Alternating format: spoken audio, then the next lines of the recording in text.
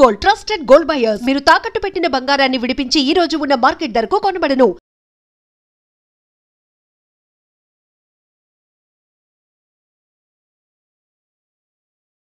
మీ గురించి నవదీప్ గారికి చెప్పినప్పుడు ఇలా అడ్వకేట్ అని చెప్పారు. చెప్పిన తర్వాత మరి ఎంబీఏ ఎందుకు చేసావు, డిగ్రీ ఎందుకు చేసావు అని అడిగారు. అడిగితే వాళ్ళ కోసం చేశాను, మా ఫాదర్ కోసం చేశాను. యాక్చువల్లీ నాకు బీటెక్ ఐఎం అహ్మదాబాద్లో మెకానికల్ వచ్చింది. ఓకే.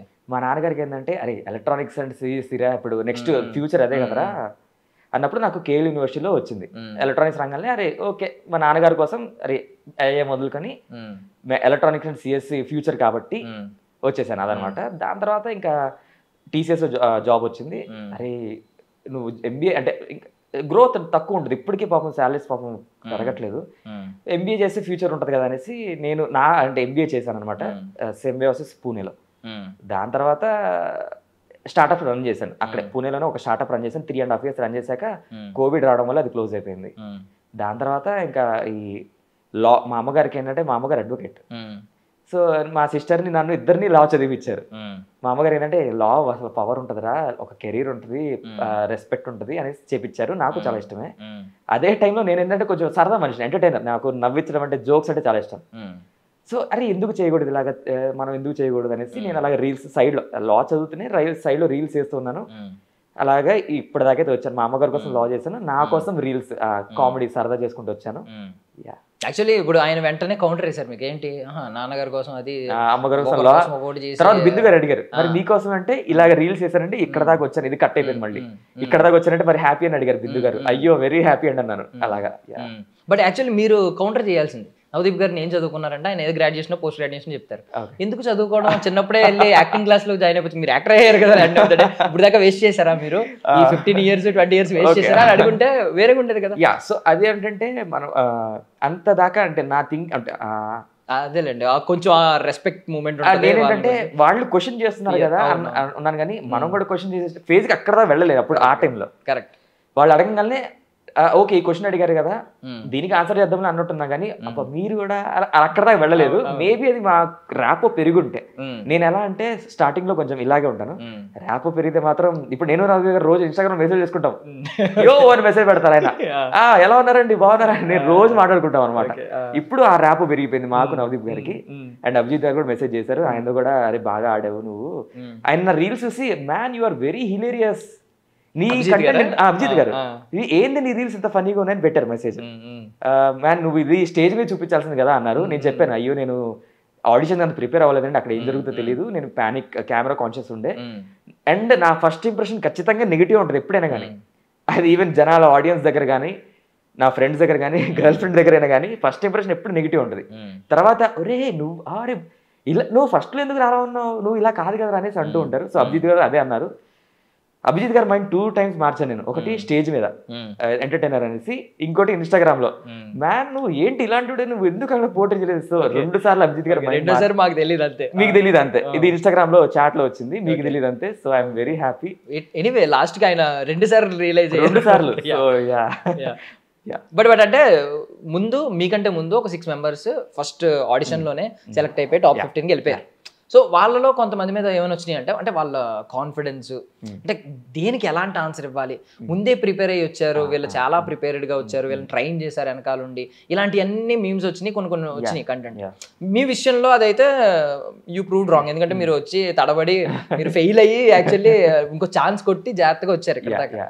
బట్ మీకేమన్నా దీని మీద ఏమన్నా క్లారిటీ ఇవ్వాలి కాబట్టి జనాలు. నేను కూడా మాకు ఆడిషన్స్ ఎవరు ఎలా అయిందో తెలియదు, ట్రైన్ చేస్తున్నారు ఎవరైనా వెనకాల ఉంటే ఇలా చేయాలి ఇలా చెప్తారు ఆడిషన్. మాకే ట్రైనింగ్ లేదు ఎవరికి, బిగ్ బాస్ నుంచి కానీ ఏమి ట్రైనింగ్ అసలు జీరో. వాళ్ళు డేట్ ఇస్తారు, ఈ డేట్ మీరు ఇక్కడికి అన్నపూర్ణ స్టూడియోకి వచ్చేయాలి, మీకు ఇలా ఆడిషన్స్ ఉంటాయి అని చెప్పారు అంతే. మెయిల్ వస్తుంది, అది కూడా ఫోన్ కూడా ఏముండదు. మెయిల్ వచ్చాక మీకు మెయిల్ వచ్చిందా లేదా, మీరు వస్తున్నారా లేదా, అంతే డన్. అంతకుమించి వాళ్ళతో ఏ కాంటాక్ట్ ఉండదు. ఎవరైతే మీ టాప్ 6 ఉన్నారో మేబీ వాళ్ళు పర్సనల్ గా వాళ్ళు ట్రైన్ చేస్తున్నారేమో. నేను కెమెరా ముందంటే మీకు ఏమాత్రం డౌట్ లేదా, ఒకవేళ ఎంతమంది ఒకవేళ మీకు కనిపించింది అనుకోండి అలాంటి పోస్టులు, అవునా ఎలా జరుగుండొచ్చా అనే డౌట్ మీకేం రాదా?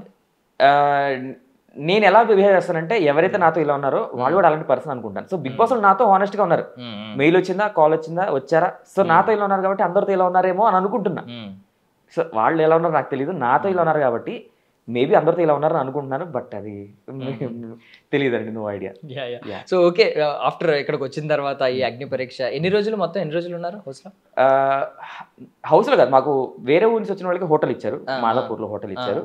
బట్ వాళ్ళే ట్రాన్స్పోర్టేషన్, కార్లో స్టూడియో మార్నింగ్ 7 వెళ్ళిపోవాలి, అది నైట్ 12 అవుద్దా, 3 అవుద్దా, 4 అవుద్దా, మళ్ళీ వాళ్ళే ట్రావెల్ పెట్టేసేవాళ్ళు. సో ఆగస్ట్ 9th నుంచి 19th దాకా షూట్ అయింది, మధ్యలో 3 days హాలిడేస్ ఇచ్చారు. అప్పుడు ఊరు వెళ్ళిపోయారా? 19th అవ్వగానే నేను ఊరు వెళ్ళిపోయా వెంటనే. వెళ్ళిపోయిన తర్వాత మళ్ళీ హైదరాబాద్ వచ్చాను, ఎందుకంటే నాకు చిన్న ఈవెంట్ ఉండే, ఆ ఈవెంట్కి నేను హోస్ట్ చేశాను. ఈవెంట్ కోసం హైదరాబాద్ వచ్చి ఇప్పుడు ఇంటర్వ్యూస్ కోసం ఆగిపోయాను.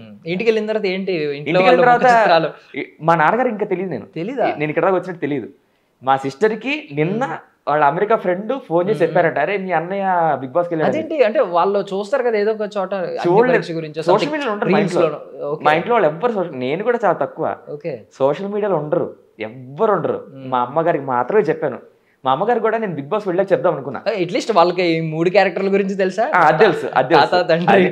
యాక్చువల్లీ మా అమ్మగారు ఏమన్నారంటే, ఒరే నువ్వు రూమ్ లో కూర్చొని పిచ్చోళ్ళగా అరుస్తుంటే ఏదో అంటున్నారా, ఓహో దీనికోసం చేసావా, నిజంగా ప్రౌడ్ గా ఉన్నారు నీకోసం, అది ఇక్కడ దాకా వెళ్ళావు, ఎంతో మందిలో పోటీ పడి వెళ్ళావు, ఏదేమైనా ఏదోటి సాధించావరా, ఇక్కడ దాకా వెళ్ళావు, హ్యాపీ, ఇంకా ముందుకెళ్తే కూడా సేమ్ నేను ఏదైతే చెప్పానో మా అమ్మగారు కూడా సేమ్ నాలాగే. ఈ క్యారెక్టర్ మా అమ్మ దగ్గర నుంచి వచ్చింది, నాకు ఉన్నదంతా హ్యాపీ, ఇంకా ముందు వస్తే కూడా హ్యాపీ, అలాగా పెరుగుంటే ఎవరా, ఐఎమ్ ప్రౌడ్ ఆఫ్ యూ అని. తర్వాత మా సిస్టర్ నేను తెలిసింది, తను కూడా అరే హ్యాపీరా, ప్రౌడ్ ఆఫ్ యూ, నువ్వు కొంచెం బాగా మాట్లాడాలి, నువ్వు చాలా హానెస్ట్ పర్సన్వి, అది బయటపడుతుంది, నువ్వు హానెస్ట్ కాబట్టి నీ మీద నిందలు వేస్తూ ఉంటారు, నిన్ను తప్పుగా పోర్ట్రే చేసే ప్రయత్నం చేస్తూ ఉంటారు, అది నువ్వు జాగ్రత్తగా హ్యాండిల్ చేయాలి, అదొక్కటి నువ్వు హ్యాండిల్ చేయి, ఇంకా నువ్వు జనాలే నేను మనసులో పెట్టుకుంటారని మాట చెప్పింది మా సిస్టర్ నిన్న.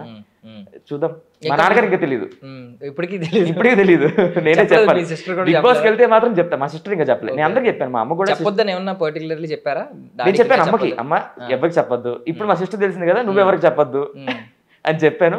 బిగ్ బాస్ ఇంటికి వెళ్తే మాత్రం డైరెక్ట్ మా నాన్న దగ్గరికి వెళ్ళి, నాన్నగారు వెళ్ళాక అంటే అప్పుడు, ఎందుకంటే పుత్రోత్సవం ఉంటది. నేను ఇప్పుడు దాకా సక్సెస్ అవ్వలేదు దేంట్లో, అన్ని ఫెయిల్యూర్లు మన జీవితం, ఇది ఒక ఫస్ట్ సక్సెస్ అనుకున్నా. చాలా పెద్ద సక్సెస్ బిగ్ బాస్ కి వెళ్ళడం అనేది, పెద్ద షో, ఒక సెలబ్రిటీ తర్వాత ఖచ్చితంగా సెలబ్రిటీ హోదా వచ్చినట్టే. Yeah thank you. But anyway common man లాగా ఉందామని ఉంది నాకైతే. బట్ నాన్నగారికి అరే ఇన్నాళ్ళకి అయ్యేవరా అని ఆ మాట వింటే చాలు, నా లైఫ్ లో ఏం లేదు, పెద్ద గోల్స్ ఏమి లేవు. అమ్మగారికి నాన్నగారికి అరే ఇది సాధించాడు రా వీడు బతికేస్తాడు అనుకుంటే చాలా, అంతే. మీ పోస్టుల్లో ఒక కమెంట్ చూశాను, గొడవ జరుగుతున్నప్పుడు ఆపకూడదు బ్రో, బిగ్ బాస్ వాళ్ళకి కావాల్సింది అది, నువ్వు కొంచెం తెలుసుకో అని చెప్పి ఒకడు పెట్టాడు, ఎవరో మంచి మాట చెప్పాడు. యాక్చువల్లీ ఆడిషన్ లో కూడా ఆ పాయింట్ వచ్చింది, అభిజిత్ గారు అడిగారు, సరే మీరు లాయర్ అంటున్నారు కదా, మీరు బిగ్ బాస్ హౌస్కి వెళ్తే మీ వల్ల మాకు లాభం ఏంటని అడిగారు. నేను చెప్పాను, ఏమంటే ఒక బేసిక్ అడ్వకేట్స్కి ఏంటి, మా దగ్గరకు వచ్చి ఎవరైనా 2 parties కొట్టుకోవడానికి వస్తారు, కొట్టుకొని వీళ్ళకి న్యాయం కావాలి వీళ్ళకి న్యాయం వస్తారు కదా, ఒకటి న్యాయం చేస్తూనే అది నాకు ఎంత అవసరం ఉంటుంది దాన్ని నేను నాకు ఉపయోగించుకుంటానండి అని చెప్పా. వెరీ గుడ్ పాయింట్ అన్నారు అభిజిత్ గారు. అప్పుడు ఇదంతా కట్ అయిపోయింది. బట్ మీ మేధస్సును చూపించే టైం వస్తుంది అలా. సో ఇది నాకు అవకాశంగా మార్చుకునే, అంటే ఎవరైనా అదే అవకాశం. అంటే ఇప్పుడు లాయర్ అంటే మీకు లాజిక్ తెలుస్తుంది, లా తెలుస్తుంది, మంచి పాయింట్ పట్టుకోగలరు. బట్ థింగ్ ఏంటంటే బిగ్ బాస్ హౌస్ లో ఏంటంటే నోరుదే కొంచెం రాజ్యం ఉంటుంది. మీది కరెక్ట్ వాయిస్ అయినా మీ వాయిస్ లోగా ఉంటే మైక్ లో మీ వాయిస్ వినిపించుకుంటే పక్కోడు వాయిస్ వినిపిస్తే డామినేట్ చేస్తుంది. సో ఏంటి మీ దాని వల్ల అది కూడా, అది ఈ అగ్ని పరీక్షలో ఆ మిస్టేక్ కూడా జరిగింది. అది అవతల అరుస్తుంటే నేను అరే పాయింట్ కాదు కానీ మెల్లిగా చెప్పాను, కానీ ఇది పాయింట్ కాదు, ఎలా మాట్లాడు, తప్పులు మీరు చేశారు నేను చేయలేదు అన్నట్టుగా చెప్పాను. కానీ అవతల వాళ్ళది గట్టి వాయిస్ ఉండడం వల్ల వాళ్ళ వాయిస్ వినిపిస్తుంది. ఇప్పుడు మీరు చాలా మంచి పాయింట్ చెప్పారు. సో అది నేను వెంటనే తీసుకున్నా, ఫీడ్బ్యాక్ తీసుకున్నా, అరే లేదు ఇలా గట్టిగా మాట్లాడేది, నెక్స్ట్ టైం నుంచి నా పాయింట్ అది హానెస్ట్ ట్రూగా ఉంటే అది గట్టిగా పెట్టాల్సిందే. అవతల అరిస్తే నేను గట్టిగా అరుస్తా ఆ పాయింట్. నువ్వు ఇలాంటి అలాంటిది అది కాకపోయినా కూడా అరే నేను ఇలా కాదురా బై ఏంది నువ్వు అన్నట్టుగా గట్టిగా మాట్లాడుతూ వాళ్ళ తప్పు కూడా నేను హైలైట్ చేయాల్సిందే. ఎందుకంటే ఇక్కడ జనాలకి తెలియాలి ఏది కరెక్ట్ ఏది రాంగ్ అని తెలియాలి. కాబట్టి మన పాజిటివ్ పాయింట్ కరెక్ట్గా పెట్టి అవతల వాళ్ళు తప్పు ఉంటే వాళ్ళు తప్పు చేసి అది కూడా గట్టిగా పెట్టాల్సిందే, గట్టిగా మనం కూడా అరవాల్సిందే, తప్పదు ఇంకా అరవాల్సిందే, గొంతు పోవాల్సిందే. అంటే మీరు బర్స్ట్ అవుట్ అవ్వడం లేదంటే ఒక్కో బ్రేక్ డౌన్ అవ్వడం ఇలాంటి సిచ్యువేషన్స్ మీకు ఉంటాయా? బాగా ఎమోషనల్ పర్సన్ మీరు చూసారు బ్రేక్ డౌన్ ఒకటి జరిగింది. అవునవును, అది ఒక హైప్ ఎపిసోడ్, నాకు చూస్తారు మీరు అది. ఇంకోటి ఏదైతే ఎమోషన్ కావండి, బర్స్ట్ అవుట్ అంటే నేను ఉంటానండి. నన్ను ఎవరన్నా నాకు అబద్ధం చెప్తే కోపం వచ్చేస్తుంది, నన్ను ఎవరైనా మోసం చేస్తే బాధపడతాను. అరే ఇంత నమ్మాను నిన్ను, నేను చాలా loyal person, honest loyal person, అందుకే నాకు చాలా మోసాలు తొక్కేస్తూ ఉంటారు నన్ను. ఇదంతా నా లైఫ్ అంతా అంతే. సో ఇది ఎమోషనల్ అవుతారు, ఖచ్చితంగా బాధపడతాను. అండ్ కోపం ఎవరైనా అబద్ధం చెప్తే మాత్రం నేను తీసుకోను. అది ఎవరైనా కానీ, నా గర్ల్ ఫ్రెండ్ అయినా ఎవరైనా అబద్ధం చెప్తే తీసుకోను నేను. ఎందుకంటే నేను ఫస్ట్ అబద్ధం చెప్పలేను, నా వల్ల కాదు, నా మొహంలో తెలిసిపోదు అబద్ధం చెప్తే. సో నేను జెన్యున్గా ఉంటాను. అది ఖచ్చితంగా ఇవన్నీ బయటికి రావాల్సిందే. బిగ్ బాస్ అంటే జనాలు కనెక్ట్ అవ్వాలంటే వీడు ఎలాంటి వాడో తెలియాలి. ఓకే, కోపం వస్తే వీడు ఎలా ఉంటాడు, ఒకళ్ళు వీడికి అబద్ధం చెప్తే ఎలా ఉంటారు, వీడిని మోసం చేస్తే ఎలా ఉంటాడు. సో అవన్నీ హానెస్ట్గా బయటకు వచ్చేస్తాయి. సో ఈ హానెస్ట్ రెస్పాన్స్ అనుకుంటే జనాలు కనెక్ట్ అవుతాను అంతే.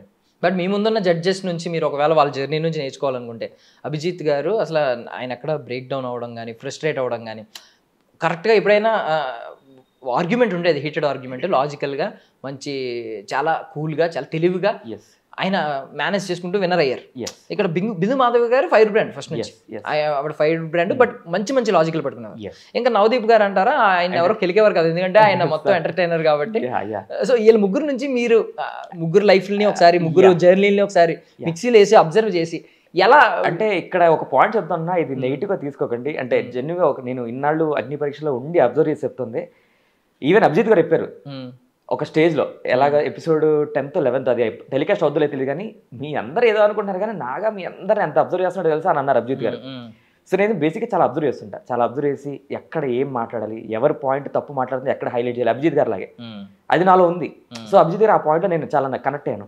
అండ్ ఫైర్ బ్రాండ్ నేను మా సిస్టర్ కూడా మా ఇంట్లో తెలిసి నేను ఎలా అంటున్నాను, ఏదన్నా వాదన వస్తే మాత్రం ఎలా వాదిస్తానంటే, అందుకే మా అమ్మగారు, రే నువ్వు అడ్వకేట్ అవ్వాల్సింది దీనికోసం రా, నువ్వు న్యాయం కోసం ఎంత గట్టిగా పోరాడతావంటే నీలాంటి ఉండాలి అని చెప్పారు. అదొకటి అది కవర్ అయింది. నవదీప్ గారు, నేను ఎంత సరదా మనిషిని అంటే అందరూ పంచలేస్తా కూర్చుంటాను.